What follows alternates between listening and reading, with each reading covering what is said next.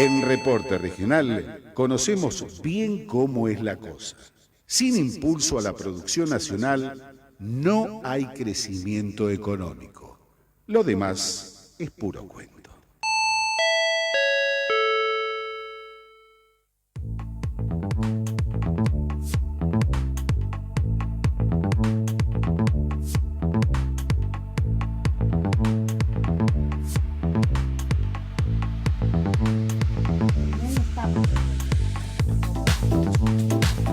Continuamos en la mañana de Reporte Regional.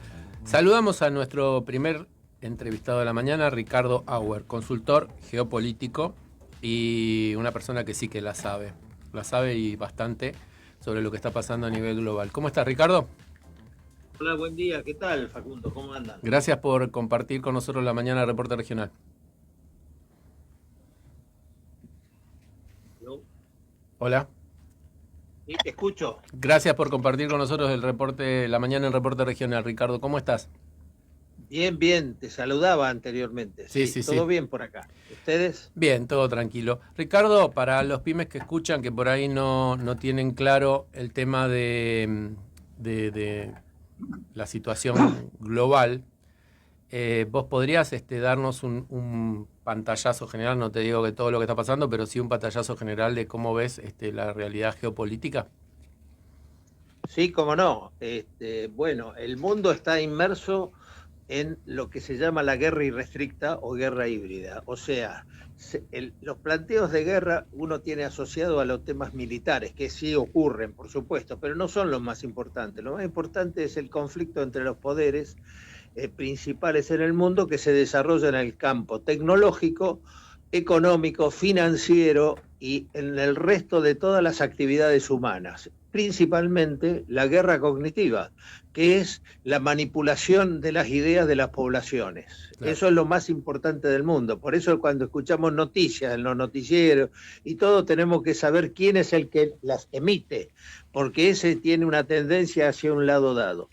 Y entonces distorsiona la realidad objetiva, digamos. Y en los estudios de geopolítica consiste en tratar de ser lo más objetivo posible para analizar la situación real.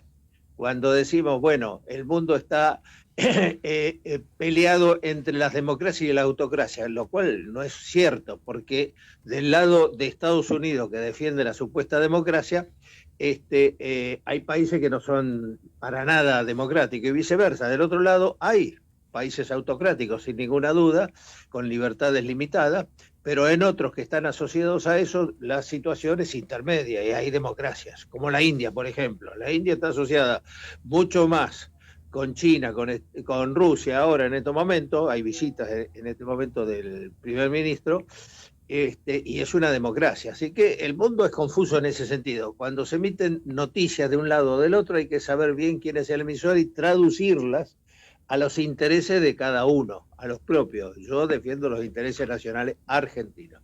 Entonces, las elecciones en Europa, se dice que en Francia ganó la izquierda, lo cual es relativo. Si uno cuenta los votos, ganó la derecha nuevamente, porque sacó mucho más votos, pero que no se tradujo en bancas en el Parlamento.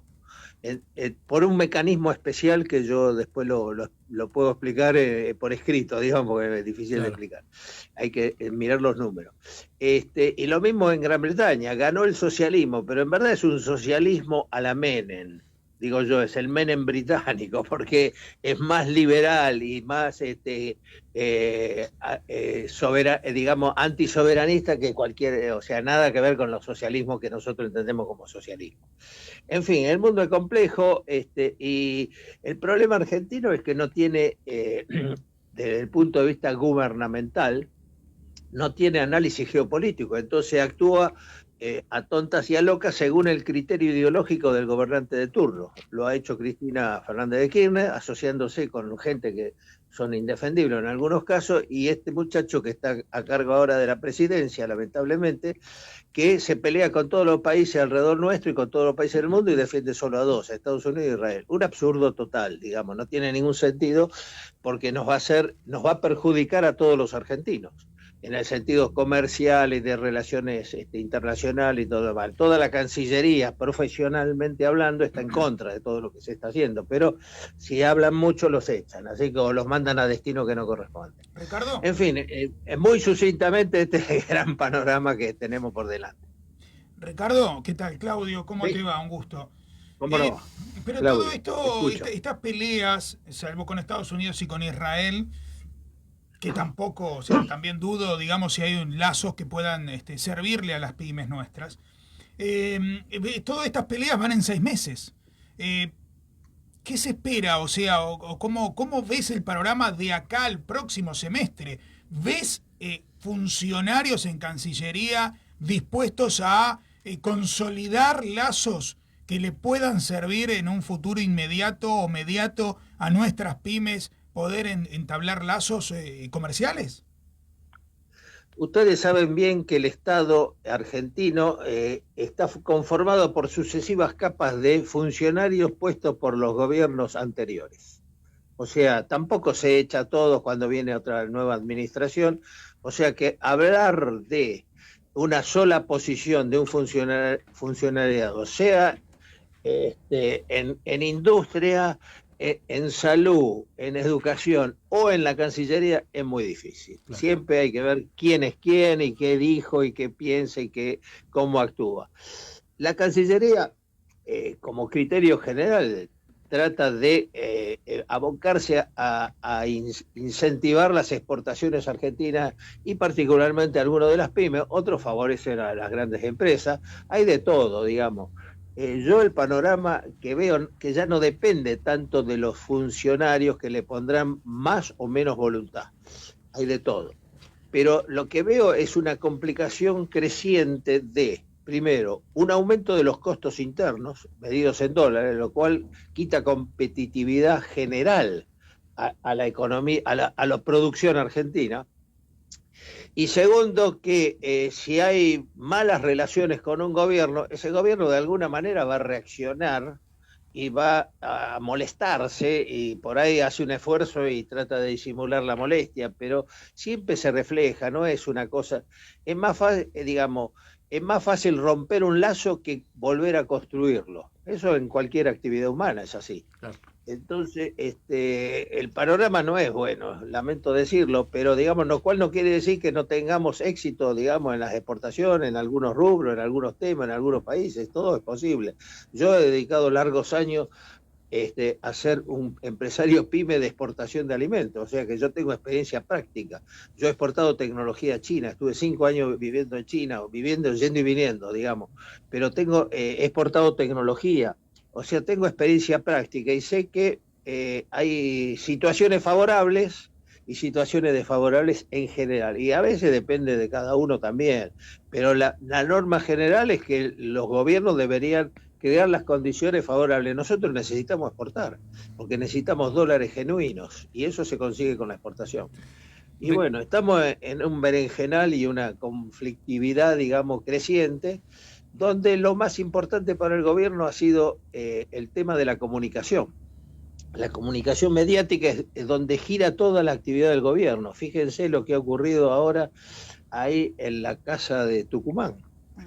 ¿Qué es esa foto del presidente con bastón de mando, con la banda presidencial, rodeado de 15 o 20 gobernadores, todos vestidos de negro, salvo algún par de excepciones, haciendo, digamos, una ostentación de un poder que en realidad todos los que estaban ahí no se lo dieron.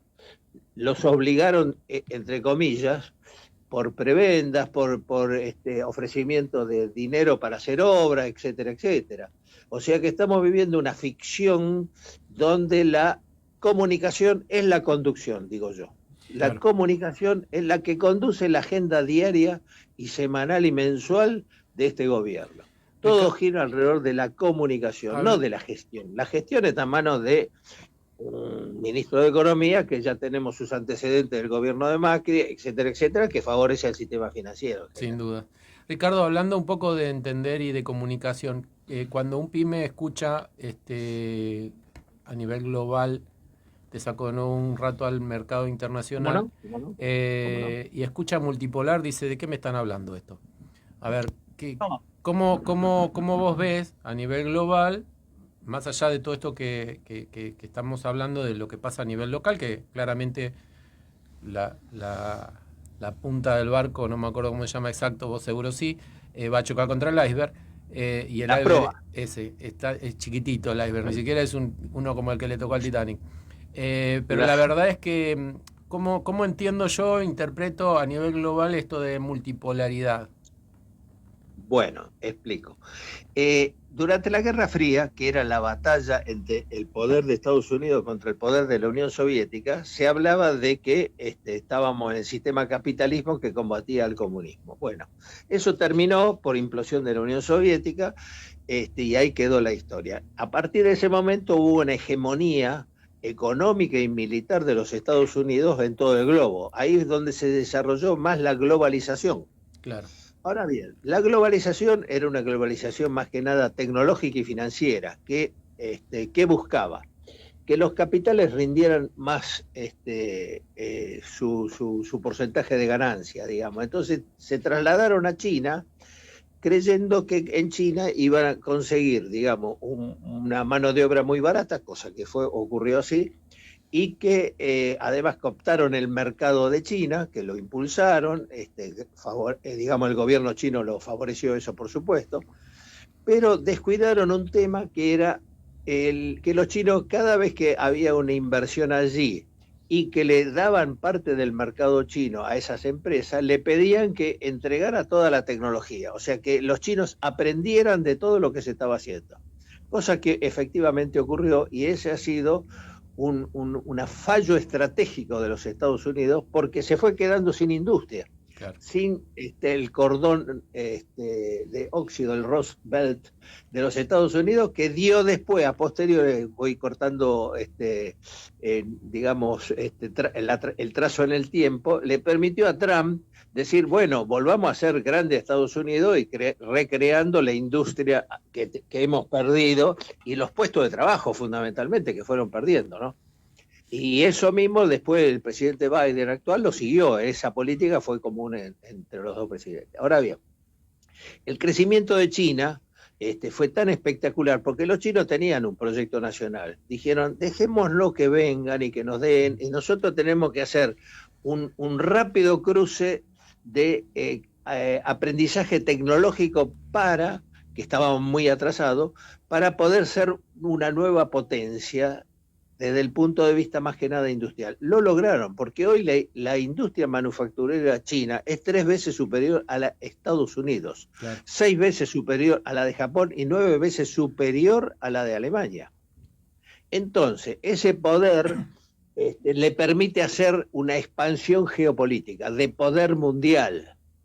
Asimismo, otros países que vieron ese fenómeno, como la India, Vietnam, Israel, Arabia Saudita, Indonesia, Sudáfrica, Brasil y otros, entraron a copiar, entre comillas, copiar el modelo chino, digamos. Empezaron a sentirse más potentes.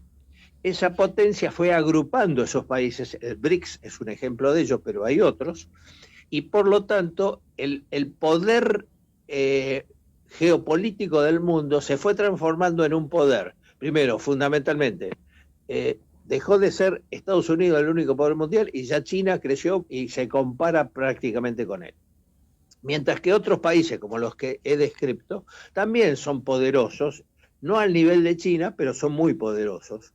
Y marcan su agenda y marcan la agenda mundial. Eso es el multipolarismo. Claro. Hay múltiples polos de poder en el mundo.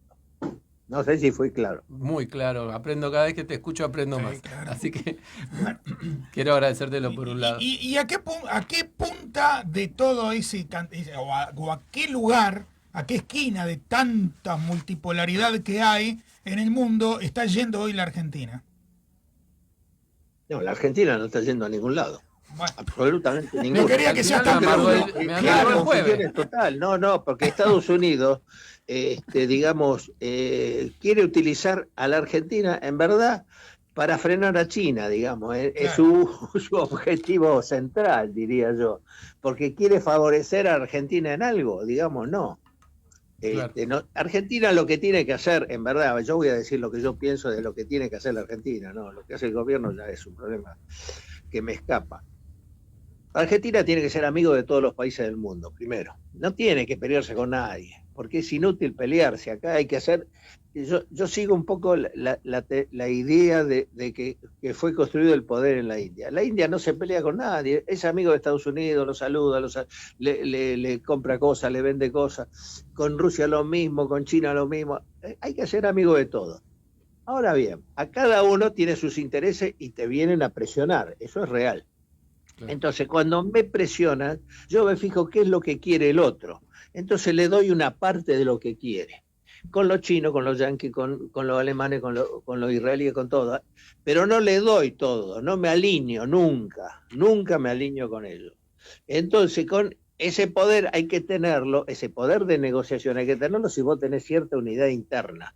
Si vos sos un conjunto de, lo voy a describir claramente, de peronistas radicales o liberales que están divididos a su vez entre ellos, porque ahí existe un panperonismo, están todos divididos entre ellos, el radicalismo es otro conjunto absolutamente, y el liberalismo también, el PRO se pelea con Milei, etcétera, y hay dos líneas internas del PRO. Todo el país dividido no puede tener una política de negociación internacional, porque vienen los otros por atrás y te dicen, che, decirle a aquellos que están locos y se pelean. Entonces, incentivan las peleas internas a los de afuera, entonces nunca tenés poder de negociación. O sea, está claro, el esquema que hay que tener es, primero, cierta unidad nacional, no hay que ser todos iguales, porque sería una dictadura, y con eso negociar y ser amigo de todos, y nada más, no es tan complicado. Lo que pasa que es, y con los dirigentes argentinos es imposible por ahora de hacer. Sí. Ricardo, igual respecto a simbología, verlo al presidente y a la vice, ¿no? Pero el presidente arriba de un tanque de guerra, me figuró, se me vino a la mente más, ¿sí? Una postal de Corea del Norte que otra cosa. No sé vos como analista geopolítico si te pasó lo mismo o estoy muy errado. No, a mí no me pasó eso. lo pensé como caricatura, digamos, más que nada. Pero no, yo defiendo, pero primero, para tener la unidad nacional de poder de negociación tenés que tener fuerzas armadas, si no es inútil. O sea, la política exterior siempre se sustenta en una buena política de defensa. O sea, hay que tener criterios básicos de qué quiere este país y para sostenerlo tenés que tener fuerzas armadas.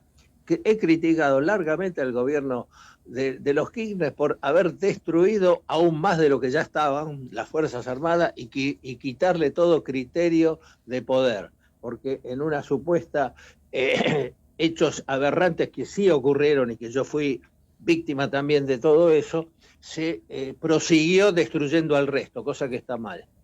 Entonces, así como critiqué aquello, critico la payasada de comprar aviones F-16 que se van a entregar el año que viene y no se sabe si los repuestos van a venir y todo lo demás, con la limitación que Gran Bretaña, en un acuerdo de Madrid firmado con Cavallo y compañía y con Menem, no nos permite comprar las armas que nosotros necesitamos para tener una política de defensa razonable. Entonces, por otro lado, la sociedad argentina ha perdido el orgullo del ser nacional, se queda en el fútbol nada más, lo cual es lamentable, ¿viste? Acá hay que tener orgullo del ser nacional como poder, digamos, para que quede claro, quizá mi postura, perdón, Ricardo, bueno, para que quede claro mi postura, y yo lo digo en esto, no soy para nada imparcial, el tema es que como es un gobierno que defiende una teoría que es la de los dos demonios, a mí me viene mal barajado, y quizás sea yo, y pido la disculpa del caso. Yo también estoy de acuerdo en que hay que tener y hay que respetar y hay que tener unas fuerzas armadas y que nada tienen que ver estas actuales con la represión de los 70. Pero como viene de un gobierno que parece impregnar eso, casi que me lo están rostrando y yo no tengo familiares desaparecidos, ni viví torturas, gracias a Dios, pero si yo lo hubiera hecho y pensando en esas personas, y lo vi como una mojada de oreja. Entonces quizá viene mal barajada mi idea, ¿no? Por eso lo aclaro. Está bien. En esto hay infinitas variaciones de postura respecto Sí, de sí. ese problema. Es un tema en sí mismo, digamos, para debatir. Pero bueno, pero por otro lado, no es que este gobierno está fortaleciendo las Fuerzas Armadas, eso yo lo discuto, no es así. Bien. Está haciendo un show para decir que defiende, que de lograr tener un poder nacional. Porque si vos querés tener poder nacional, no compré F-16, ¿a quién vamos a combatir con los F-16? A nadie. ¿Quién va a invadir? Brasil va a invadir, Chile va a invadir, es ridículo. Porque eso hay que entender del tema militar. Acá hay que comprar barcos patrulleros y barcos que cubran la frontera marítima para impedir que nos sigan saqueando en el mar argentino. Claro. Claro, de todo compro eso. Esa es una ¿Algún defensa avión de de soberanía reconocimiento? Sí. Para actual y ese tema. razonable. Exacto. Pero lógico, digamos, hay que tener sentido común nomás para Claro, hablarlo. Yo aclaro que yo he trabajado en la Escuela Superior de Guerra, o sea que yo conozco la actividad y la mentalidad de los militares actuales, y que se terminan, como en todos lados del Estado, burocratizando, y bueno, cumplen el horario y listo, y se va, porque nadie le da bolilla cuando plantean cosas razonables, Claro. no le dan pelota. Esta es la realidad. Bien, Ricardo, te agradezco mucho tu tiempo. Bueno. Te vamos a molestar nuevamente para seguir charlando sobre estos temas que son importantes y que a nosotros nos hacen ver la realidad también para la toma de decisiones dentro de nuestras empresas de una manera diferente. Con gusto, ha sido un placer para estar con ustedes. Así que a disposición, siempre que quieran, llamen. Y algún día nos encontraremos personalmente en alguna reunión, seguro. Si venís a la radio, estamos 40 horas hablando, ¿eh? Sí, y sí, debatiendo. sin dudas. Y bueno, y yo de mi parte te agradezco nuevamente el libro, aprendí mucho con tu libro y lo recomiendo. Ok, gracias. Un abrazo para todos y a todos los oyentes también. Un abrazo, que tengas un buen día. Igualmente. Hablábamos con Ricardo Auer, consultor político que conoce